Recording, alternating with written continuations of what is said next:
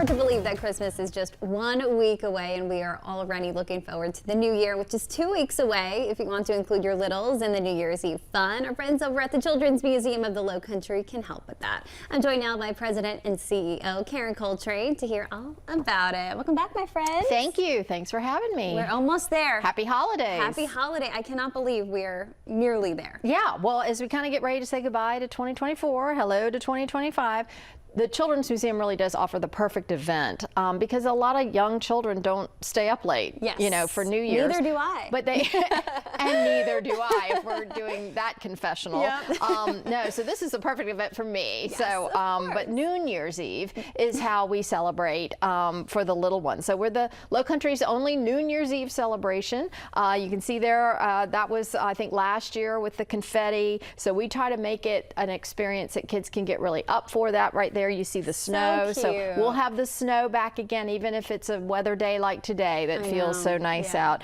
But it's from 10 to noon on New Year's Eve, and it's going to culminate with the ball coming down in some form. We still work on that. We do it different every year, it seems, but that will happen, and the kids will celebrate it with a juice box toast, which is about the cutest thing that happens all year. That is adorable.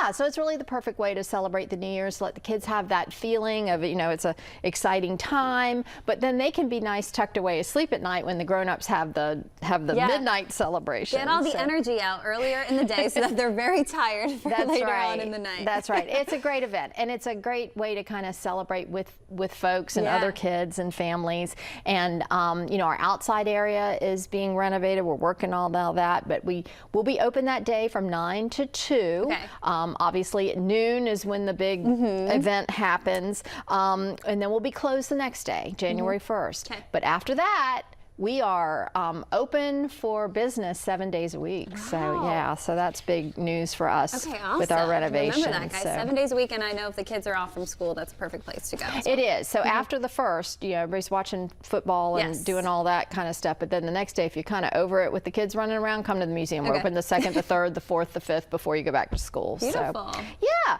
And then I just wanted to mention for parents, you know, we focused on toys. We've talked about the gifts. So all of that will be over. You know, by you know, Hanukkah, Christmas, whatever you celebrate. But and it's so hard to feel pressure about that. But I really just wanted to remind parents of young children, as a parent of an older grown adult child, you know, we were just with him at Thanksgiving, and I think it's a good reminder for me. What he remembers of the holidays now as a 29-year-old are the family things we did. So true. I don't think he could tell you what he got for a gift.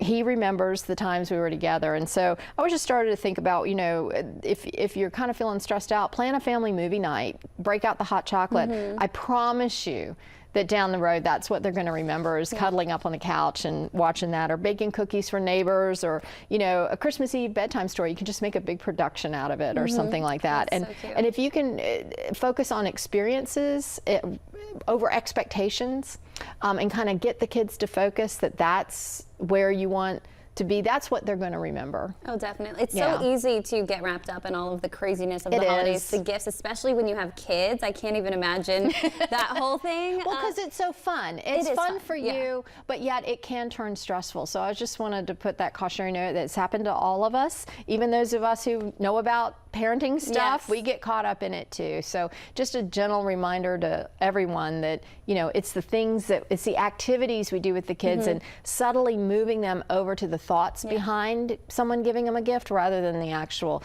gift, because we're up against it. You know, people who sell stuff want us to, you know, focus on the stuff, and it's tough because parents have to kind of push back on that. Yeah, Karen, thank you so much for being here. If we don't see you, happy holidays. We'll see you back next week. I know you have some big news to share next week. We do. So. Looking forward to it. Thanks. Bye-bye.